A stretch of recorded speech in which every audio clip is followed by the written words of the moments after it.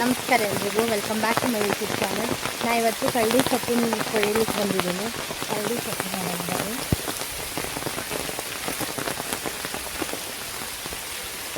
ಇದಕ್ಕೆ ಕರಡಿ ಸೊಪ್ಪು ಅಂತ ಹೇಳ್ತಾರೆ ನಮ್ಮ ಭಾಷೆಯಲ್ಲಿ, ನಮ್ಮ ಮಲೆನಾಡಿನಲ್ಲಿ ಈ ಥರ ಇರ್ತದೆ. ಸೊಪ್ಪುಗಳಲ್ಲಿ ತಯಾರಿಸುವ ಅಡುಗೆಯಲ್ಲಿನ ವೈವಿಧ್ಯತೆಯನ್ನು ಸವಿಯಲು ನೀವು ಮಲೆನಾಡಿನ ಕಡೆ ಬರಲೇಬೇಕು.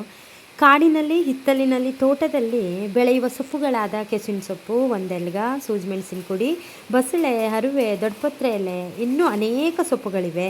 ಇವುಗಳ ಬಗ್ಗೆ ಮಾಹಿತಿ ಸರ್ವೇ ಸಾಮಾನ್ಯವಾಗಿ ಸಿಕ್ಕೇ ಸಿಗತ್ತೆ.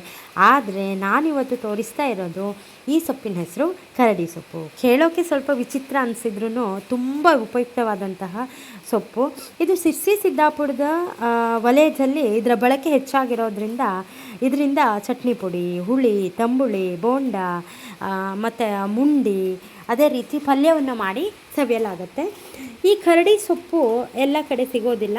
ಇಲ್ಲಿ ನಮ್ಮ ಭಾಗದಲ್ಲಿ ಜಾಸ್ತಿ ಸಿಗುತ್ತೆ. ಇಲ್ಲಿ ಅಂದರೆ ಇದು ಮೇ ತಿಂಗಳಲ್ಲಿ ಇದು ಭರ್ಜರಿಯಾಗಿ ಸಿಗುತ್ತೆ. ಇದು ನಾನು ಸ್ವಲ್ಪ ಲೇಟಾಗಿ ನಾನು ಇಲ್ಲಿ ಮಳೆಗಾಲ ಸ್ಟಾರ್ಟಿಂಗಲ್ಲಿ ಇದನ್ನು ಕೊಯ್ತಾ ಇದ್ದೀನಿ. ತುಂಬ ಮಳೆ ಬರ್ತಾ ಇದೆ. ನಮ್ಗೆ ಗೊತ್ತಿದೆ ಅಲ್ಲ, ಜೂನ್ ತಿಂಗಳು ಅಂತಂದರೆ ನಮ್ಮ ಮಲೆನಾಡಿನಲ್ಲಿ ಮಳೆಗಾಲ ಹೆಂಗಿರುತ್ತೆ ಅನ್ನೋದು ನಮ್ಮ ಮಲೆನಾಡಿಗರಿಗೆ ಗೊತ್ತೇ ಇರುತ್ತೆ. ತುಂಬ ಮಳೆ ಬರ್ತಾ ಇದೆ. ನಾನು ಇಲ್ಲಿ ಕರಡಿ ಸೊಪ್ಪನ್ನು ಕೊಯ್ಲಿಕ್ಕೆ ಕಾಡಿಗೆ ಹೋಗಿದ್ದೀವಿ. ಇದು ಇದೇ ಥರ ಇನ್ನೊಂದು ಸೊಪ್ಪು ಬರುತ್ತೆ, ತಿರುಗುಣಿ ಸೊಪ್ಪು ಅಂತ ಹೇಳ್ತಾರೆ. ಅದನ್ನು ತಿಂದರೆ ಮಾತ್ರ ಆರೋಗ್ಯಕ್ಕೆ ತುಂಬ ಅಪಾಯಕಾರಿ. ಅದೇ ಥರನೇ ಇರುತ್ತೆ. ಬಟ್ ನೋಡಿಕೊಂಡು ಹಿರಿಯರಿಂದ ಕೇಳಿಕೊಂಡು ಈ ಸೊಪ್ಪನ್ನು ಕೊಯ್ಕೊಳ್ಬೇಕಾಗತ್ತೆ. ನನಗೂ ಈ ಸೊಪ್ಪಿನ ಬಗ್ಗೆ ಅಷ್ಟೊಂದು ಮಾಹಿತಿ ಇರಲಿಲ್ಲ. ನಾನು ನಮ್ಮ ಅತ್ತೆನ ಕರ್ಕೊಂಡು ಹೋಗಿ ಈ ಸೊಪ್ಪನ್ನು ಕೊಯ್ಕೊಂಡು ಬಂದಿದ್ದೀನಿ. ಈ ರೀತಿ ಸಣ್ಣ ಗಿಡಗಳಿರುತ್ತೆ, ಸ್ವಲ್ಪ ಬಳ್ಳಿ ಥರನೂ ಕೂಡ ಇರುತ್ತೆ. ಮೂರು ಎಲೆಗಳಿರ್ತವೆ, ಹಚ್ಚ ಹಸಿರು ಮತ್ತು ಕಾಡು ಮಲ್ಲಿಗೆ ಬಳ್ಳಿ ಥರ ಇರುತ್ತೆ. ನೋಡೋಕ್ಕೆ ಈ ರೀತಿ ಇರುತ್ತೆ. ತುಂಬ ಹೆಲ್ತ್ ಬೆನಿಫಿಟ್ಸ್ ಇದೆ. ಮತ್ತು ಇದನ್ನು ಬರೀತಾ ಕೂಡ ಹಾಗೆ ನಾವು ಸುಮ್ಮನೆ ತಿನ್ಬೋದು, ಆದರೆ ಕಹಿ ಆಗುತ್ತೆ. ವಾರದಲ್ಲಿ ಒಂದನ್ನು ತಿಂತಾ ಬರ್ತಾ ಇದ್ದರೆ ಜಂತು ನಿವಾರಣೆ ಆಗುತ್ತೆ ಅಂತ ಎಲ್ಲರೂ ಕೂಡ ನಂಬ್ತಾರೆ. ನನಗೂ ಇದ್ರ ಬಗ್ಗೆ ಅಷ್ಟು ಗೊತ್ತಿರಲಿಲ್ಲ. ನಮ್ಮ ಅತ್ತೆನ ಕರ್ಕೊಂಡು ಹೋಗಿ ಈ ಸೊಪ್ಪನ್ನು ಕಿತ್ಕೊಳ್ಳೋಕ್ಕೆ ನಾನು ಕಾಡಿಗೆ ಬಂದಿದ್ದೀವಿ. ಈ ರೀತಿ ನಾನು ಸೊಪ್ಪನ್ನು ತೆಗೆದಿದ್ದೀನಿ. ಮೇ ತಿಂಗಳಲ್ಲಿ ಬಂದಿದ್ದೆ, ತುಂಬ ಸಿಗ್ತಾಯಿತ್ತು. ಈಗ ಮಳೆ ಸ್ಟಾರ್ಟ್ ಆಗಿದೆ ಸ್ವಲ್ಪ, ಆದರೂ ನಮ್ಮ ಮಲೆನಾಡಿನಲ್ಲಿ ಸಿಗತ್ತೆ. ಬಟ್ ನಾವು ಬಂದಿರೋ ಈ ಕಾಡಲ್ಲಿ ಈ ಸೊಪ್ಪಿನ ಪ್ರಮಾಣ ಸ್ವಲ್ಪ ಕಡಿಮೆ ಇದೆ ಅಂತಲೇ ಹೇಳ್ಬೋದು. ಈ ಕರಡಿ ಸೊಪ್ಪು ಆ್ಯಂಟಿ ಡಯಾಬಿಟಿಕ್ ಮತ್ತು ಕಹಿಯಾಗಿರೋದ್ರಿಂದ ಆರೋಗ್ಯಕ್ಕೆ ಉತ್ತಮವಾದಂಥ ಸೊಪ್ಪು ಅಂತಾರೆ. ನಿಮ್ಗೆ ಏನಾದರೂ ಯಾರ ಬಗ್ಗೆ ಸಿಟ್ಟಿತ್ತು ಅಂದರೆ ಈ ಕರಡಿ ಸೊಪ್ಪಿನಿಂದ ಮಾಡಿರೋ ಪದಾರ್ಥವನ್ನು ಕೊಟ್ಟು ಆಮೇಲೆ ಅವರಿಗೆ ನೀರು ಕುಡಿಯೋಕ್ಕೆ ಹೇಳಬೇಕು. ಯಾಕಂತಂದರೆ ಇದನ್ನು ತಿಂದು ನೀರು ಕುಡಿದ್ರೆ ಬಾಯಿ ಅಂತೂ ತುಂಬ ಕಹಿ ಆಗಿರುತ್ತೆ. ಬಟ್ ಅಷ್ಟೇ ಆರೋಗ್ಯಕ್ಕೆ ಒಳ್ಳೆಯದು. ಬಟ್ ನಮ್ಮ ಮಲೆನಾಡಿನಲ್ಲಿ ಇದ್ರ ಪದಾರ್ಥ ಅಂದರೆ ಮುಂಡಿಯನ್ನು ಸರ್ವೇ ಸಾಮಾನ್ಯವಾಗಿ ಈ ಕರಡಿ ಸೊಪ್ಪಿನಿಂದ ಮಾಡಿರ್ತಾರೆ. ಚಟ್ನಿ ಪುಡಿ ಮಾಡ್ಕೊಳ್ಬೋದು, ಪಲ್ಯ ಮಾಡಿಕೊಂಡು ರೊಟ್ಟಿ ಜೊತೆ, ಚಪಾತಿ ಜೊತೆ ತಿಂದರೆ ಇನ್ನೂ ರುಚಿಯಾಗಿರುತ್ತೆ. ನಾನಿವತ್ತು ಈ ಕರಡಿ ಸೊಪ್ಪಿನಿಂದ ಪಲ್ಯ ಮಾಡೋದು ಹೇಗೆ ಅನ್ನೋದನ್ನು ತೋರಿಸ್ತಾ ಇದ್ದೀನಿ. ತುಂಬ ರುಚಿ ಇರುತ್ತೆ. ಅನಿಸ್ಬೋದು ಇಷ್ಟೇ ಇಂಗ್ರೀಡಿಯೆಂಟ್ಸ್ ಅಥವಾ ಇಷ್ಟೇನಾ ಅಂತ. ಬಟ್ ಇದನ್ನು ಮಾಡ್ಕೊಂಡು ತಿಂತಾ ಇದ್ದರೆ ಚೆನ್ನಾಗಿ ರೊಟ್ಟಿ ಸೇರುತ್ತೆ, ತುಂಬ ರುಚಿಯಾಗಿರುತ್ತೆ. ಹೇಗೆ ಮಾಡೋದು ಅನ್ನೋದನ್ನು ನಾನು ಇವತ್ತಿನ ವಿಡಿಯೋದಲ್ಲಿ ತೋರಿಸ್ತೀನಿ. ಇದು ಮಧುಮೇಹ ರೋಗಿಗಳಿಗೆ ಇದು ಒಳ್ಳೆಯದು ಅಂತ ಹೇಳ್ತಾರೆ. ರೋಗ ನಿರೋಧಕ ಶಕ್ತಿ ಕೂಡ ಹೆಚ್ಚಾಗಿರುತ್ತೆ. ಸೋಂಕುಗಳ ವಿರುದ್ಧ ಕೂಡ ಹೋರಾಡಲು ಸಹಕಾರಿ. ಯಾರಿಗಾದರೂ ಕಜ್ಜಿ, ತುರಿಕೆ ಈ ರೀತಿ ಇತ್ತು ಅಂತಂದರೂ ಕೂಡ ನಾವು ನೈಸರ್ಗಿಕವಾಗಿ ಈ ಸೊಪ್ಪನ್ನು ಸೇವಿಸೋದ್ರ ಮುಖೇನ ಕಡಿಮೆ ಮಾಡ್ಕೊಳ್ಬೋದು. ಇದರಲ್ಲಿ ತುಂಬ ಆರೋಗ್ಯಕ್ಕೆ ಬೇಕಾಗಿರುವಂಥ ಅನೇಕ ಅಂಶಗಳಿದೆ. ಕ್ಯಾಲ್ಸಿಯಂ ಇದೆ, ಐರನ್ ಇದೆ, ಫೈಬರ್ ಇದೆ, ವಿಟಮಿನ್ ಎ ಮತ್ತು ಸಿ ಇರುತ್ತೆ ಅಂತ ನಮ್ಮ ಸ್ಥಳೀಯರು ಹೇಳ್ತಾರೆ. ನಾವು ಈ ರೀತಿ ಕಾಡಿನಿಂದ ಈ ಸೊಪ್ಪುಗಳನ್ನ ಕೊಯ್ಕೊಂಡು ಬಂದಿದ್ದೀನಿ. ಕೊಯ್ಕೊಂಡು ಬಂದಿರುವಂಥ ಸೊಪ್ಪನ್ನು ನೀಟಾಗಿ ತೊಳ್ಕೊಳ್ಳೋಣ. ಯಾಕಂತಂದರೆ ಯಾವುದಾದ್ರೂ ಹುಳುಗಳು ಮೊಟ್ಟೆಗಳನ್ನ ಇಡ್ತಾರೆ, ಅದೇನಾದರೂ ತಿಂದರೆ ಆರೋಗ್ಯಕ್ಕೆ ತುಂಬ ಹಾನಿಕಾರಕ. ಈ ಸೊಪ್ಪಲ್ಲಿ ಡಿಫ್ರೆನ್ಸ್ ಗೊತ್ತಿಲ್ಲದೇ ಬೇರೆ ಸೊಪ್ಪು ತಿಂದ್ಕೊಂಡು ಹಾಸ್ಪಿಟಲ್ ಸೇರಿದವರು ತುಂಬ ಇದ್ದಾರೆ, ಸ್ಥಳೀಯರು ಹೇಳ್ತಾರೆ. ಅದಕ್ಕೋಸ್ಕರ ಈ ಸೊಪ್ಪನ್ನು ಕೊಯ್ಯೋಕ್ಕೆ ಹೋಗುವಾಗ ಯಾರಾದರೂ ಗೊತ್ತಿರೋರನ್ನೇ ಕರ್ಕೊಂಡು ಹೋಗೋದು ಒಳ್ಳೆಯದು. ನಾನು ಈ ರೀತಿ ಸೊಪ್ಪುಗಳನ್ನೆಲ್ಲ ಕೊಯ್ಕೊಂಡು ಬಂದು ನಮ್ಗೆ ಸ್ವಲ್ಪ ಸೊಪ್ಪು ಸಿಕ್ತು. ನಾವು ಹೋಗಿರೋ ಕಾಡಲ್ಲಿ ತುಂಬ ಇದ್ದಿರಲಿಲ್ಲ. ಬಟ್ ನಮ್ಮ ಮಲೆನಾಡಿನಲ್ಲೂ ಸಿದ್ದಾಪುರದ ಒಳಗಡೆ ಒಂದಾನೆ ಆ ಕಡೆ ಎಲ್ಲ ಹೋದರೆ, ಇದು ಬೇಡ್ಕಣಿ ಆ ಕಡೆ ಹೋದರೆ ತುಂಬ ಈ ಸೊಪ್ಪುಗಳು ಸಿಗ್ತವೆ. ನಮ್ಮ ಈ ಹಂಜಿಬೈಲ್ ಈ ಕಡೆ ಎಲ್ಲ ಸ್ವಲ್ಪ ಕಡಿಮೆ ಅಂತಲೇ ಹೇಳ್ಬೋದು. ಸಿರ್ಸಿಯಲ್ಲಿ ತುಂಬ ಹೆಚ್ಚಾಗಿ ಸಿರ್ಸಿ, ಸಿದ್ದಾಪುರ ಕಾಡುಗಳಲ್ಲಿ ತುಂಬ ಸಿಗತ್ತೆ ಅಂತಲೇ ಇದು ಹೇಳ್ಬೋದು. ಈ ರೀತಿ ಇವುಗಳನ್ನ ನೀಟಾಗಿ ತೊಳ್ಕೊಂಡು ಬಂದು ಕೈಯಲ್ಲೇ ಮುಟ್ಕೊಳ್ಬೇಕಾಗತ್ತೆ. ಚಾಕುವಿನಿಂದ ಕಟ್ ಮಾಡಿಕೊಂಡ್ರೆ ಕಹಿ ಇನ್ನೂ ಜಾಸ್ತಿ ಆಗುತ್ತೆ ಅನ್ನೋ ಕಾರಣಕ್ಕೆ ನಾನಿಲ್ಲಿ ಕೈಯಲ್ಲೇ ಇದನ್ನು ಸಣ್ಣ ಕಟ್ ಮಾಡ್ಕೊಳ್ತಾ ಇದ್ದೀನಿ. ಈ ರೀತಿ ಕೈಯಲ್ಲೇ ಸಣ್ಣ ಕಟ್ ಮಾಡಿಕೊಂಡ್ರೆ ಸಾಕು. ಇದು ನೀಟಾಗಿ ತೊಳೆದಾದ್ಮೇಲೆ ಆರಲಿಕ್ಕೆ ಬಿಟ್ಟಾದಮೇಲೆ ಇದು ಗರಿ ಗರಿ ಆಗಿರುತ್ತೆ. ಕೈಯಲ್ಲಿ ಈ ಥರ ಮುರ್ಕೊಳ್ಬೋದು. ಈ ರೀತಿ ಮುರ್ಕೊಂಡು ಸಣ್ಣ ಸಣ್ಣ ಪೀಸಾಗಿ ಮಾಡಿಕೊಂಡ್ರೆ ಆಯಿತು. ಚಾಕುವಿನಿಂದ ಇದನ್ನು ಸಣ್ಣ ಕಟ್ ಮಾಡ್ಕೊಳ್ಳೋದು ಬೇಡ, ಯಾಕಂದರೆ ಕಹಿ ಇನ್ನೂ ಜಾಸ್ತಿ ಆಗುತ್ತೆ. ಬಟ್ ರುಚಿ ಮಾತ್ರ ತುಂಬ ಸೂಪರ್ ಆಗಿರುತ್ತೆ. ಇದರಲ್ಲೇ ನಾವು ಮುಂಡಿಗಳನ್ನ ಮಾಡ್ಕೊಂಡು ತಿನ್ಬೋದು. ಬೋಂಡವನ್ನು ಮಾಡ್ಬೋದು.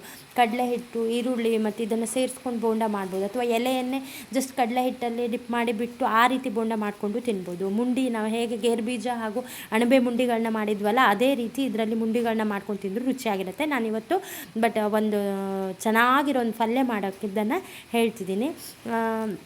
ಈ ರೀತಿ ಕೈಯಲ್ಲೇ ಇದನ್ನು ಕಟ್ ಮಾಡಿಕೊಂಡು ಸ್ವಲ್ಪ ಸೈಡ್ ಇಟ್ಕೊಂಡು ನಂಗೆ ತುಂಬ ಕಡಿಮೆನೇ ಸಿಕ್ಕಿದೆ.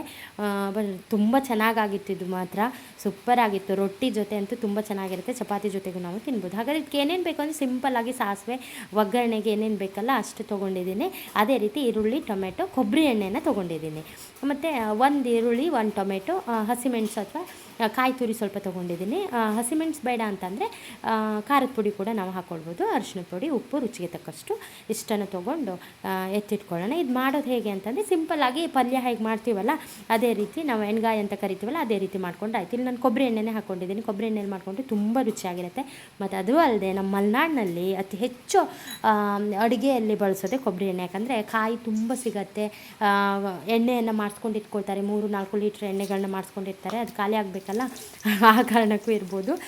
ನಾವಿಲ್ಲಿ ಕೊಬ್ಬರಿ ಎಣ್ಣೆನೇ ಬಳಸೋದೆ ಜಾಸ್ತಿ. ಈ ರೀತಿ ಎಣ್ಣೆ ಕಾದ ನಂತರ ಇದಕ್ಕೆ ಸಾಸಿವೆ ಮತ್ತು ಜೀರಿಗೆ, ಅದೇ ರೀತಿ ಬೆಳ್ಳುಳ್ಳಿ ಮತ್ತು ಕರಿಬೇವಿನ ಎಲೆಗಳನ್ನ ಹಾಕ್ಕೊಂಡು ಬಾಡಿಸ್ಕೊಳ್ಬೇಕಾಗತ್ತೆ. ಸ್ವಲ್ಪ ಫ್ಲೇಮನ್ನು ಸಣ್ಣಕ್ಕೆ ಇಟ್ಕೊಳ್ಳೋಣ.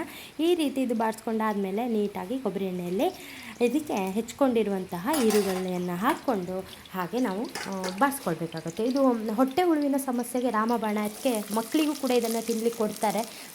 ಎಲೆಗಳನ್ನು ಬರೀ ಎಲೆಗಳನ್ನ ಮಕ್ಕಳು ತಿನ್ನೋದಿಲ್ಲ. ಅದರಿಂದ ಪದಾರ್ಥಗಳನ್ನ ಮಾಡಿ, ಬೋಂಡಗಳನ್ನ ಮಾಡಿ ಕೊಡ್ಬೋದು. ಇದರಿಂದ ಜಂತು ನಿವಾರಣೆ ಆಗುತ್ತೆ, ಹೊಟ್ಟೆ ಹುಳು ನಿವಾರಣೆ ಆಗುತ್ತೆ ಅನ್ನೋದು ಸ್ಥಳೀಯರ ನಂಬಿಕೆ. ಅದು ನಿಜ ಕೂಡ ಹೌದು. ಮಧುಮೇಹ ಮತ್ತು ದೇಹದ ರೋಗ ನಿರೋಧಕ ಶಕ್ತಿಯನ್ನು ಹೆಚ್ಚಿಸಲು ಇದು ಉಪಯುಕ್ತ ಮತ್ತು ಔಷಧೀಯ ಸಸ್ಯ ಅಂತ ಹೇಳ್ಬೋದು. ಈ ರೀತಿ ಈರುಳ್ಳಿ ಬ್ರೌನ್ ಕಲರ್ ಬಂದಾದಮೇಲೆ ಇದಕ್ಕೆ ಒಂದು ಹೆಚ್ಕೊಂಡಿರುವಂಥ ಅರ್ಧ ಸಾಕು ಟೊಮೆಟೊವನ್ನು ಹಾಕ್ಕೊಳ್ಬೇಕಾಗತ್ತೆ. ಟೊಮೆಟೊನ್ನು ಕೂಡ ನೀಟಾಗಿ ಬಾಡಿಸ್ಕೊಳ್ಬೇಕು. ಟೊಮೆಟೊ ಸ್ವಲ್ಪ ಬೇಯಬೇಕು. ಬೇಯೋವರೆಗೆ ಇದನ್ನು ಬಾಡಿಸ್ಕೊಳ್ತಾ ಇರಬೇಕು. ತುಂಬ ರುಚಿಯಾಗಿರುತ್ತೆ.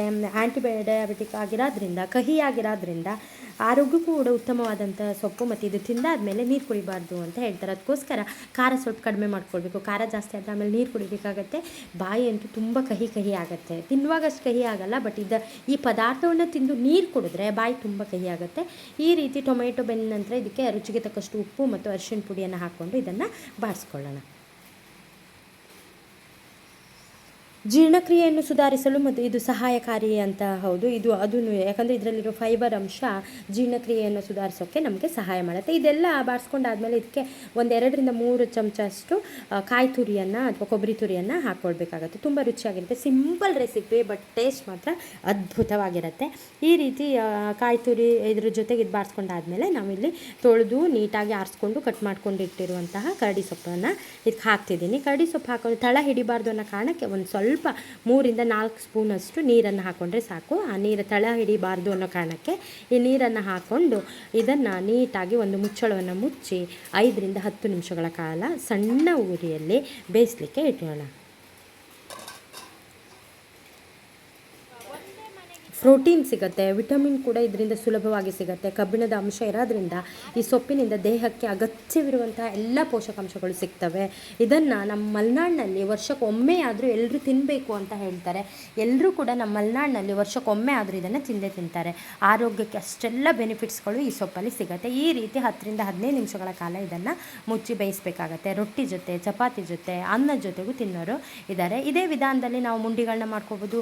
ಅದೇ ರೀತಿ ಬೇಳೆ ಮತ್ತು ಇದನ್ನು ಬೇಯಿಸ್ಕೊಂಡು ಸಾಂಬಾರುಗಳನ್ನ ಕೂಡ ಮಾಡ್ಕೊಳ್ಬೋದು. ಚಟ್ನಿ ಪುಡಿಗಳನ್ನು ಇದನ್ನೇ ತುಪ್ಪ ಅಥವಾ ಎಣ್ಣೆಯಲ್ಲಿ ಕರಿದು ಈ ಎಲೆಯನ್ನು ತೆಗೆದಿಟ್ಕೊಂಡು ನಾವು ಮಾಮೂಲಿ ಹೇಗೆ ಚಟ್ನಿ ಪುಡಿ ಮಾಡ್ಕೊಳ್ತೀವಲ್ಲ, ಅಥವಾ ಶೇಂಗಾ ಬೀಜವನ್ನು ಹಾಕಿ ಅಥವಾ ತೆಂಗಿನಕಾಯಿ ಆದರೂ ಹಾಕಿ ಒಣ ಕೊಬ್ಬರಿಯನ್ನು ಹಾಕಿ ಚಟ್ನಿ ಪುಡಿ ಮಾಡಿಕೊಂಡು ಎತ್ತಿಟ್ಕೊಂಡು ನಾವು ತಿನ್ಬೋದು. ತುಂಬ ರುಚಿಯಾಗಿರುತ್ತೆ. ನೋಡಲಿಕ್ಕೆ ಕಹಿ ಅನಿಸಿದ್ರು ಕೂಡ ತುಂಬ ರುಚಿಯಾಗಿದೆ. ಈ ರೀತಿ 15-20 ನಿಮಿಷಗಳ ಕಾಲ ಇದನ್ನು ಮುಚ್ಚಳವನ್ನು ಮುಚ್ಚಿ ಬೇಯಿಸಬೇಕಾಗತ್ತೆ. ಇದು ಬೆಂದಾದಮೇಲೆ ರುಚಿ ಅಂತೂ ಅದ್ಭುತವಾಗಿರುತ್ತೆ. ಒಂದು ಸತಿ ನಿಮ್ಗೆ ಏನಾದರೂ ಸಿಕ್ಕಿದರೆ ಟ್ರೈ ಮಾಡಿ. ಬಟ್ ನೀವೇ ಏನಾದರೂ ಕಾಡಿಗೆ ಈ ಎಲೆಯನ್ನು ಕೊಯ್ಲಿಕ್ಕೆ ಹೋಗ್ತಿದ್ದೀರಾ ಅಂದರೆ ಸ್ಥಳೀಯರ ಸಹಾಯನ ತೊಗೊಂಡು ಹೋಗಲೇಬೇಕು. ಯಾಕಂದರೆ ಎಲ್ರಿಗೂ ಗೊತ್ತಾಗಲ್ಲ.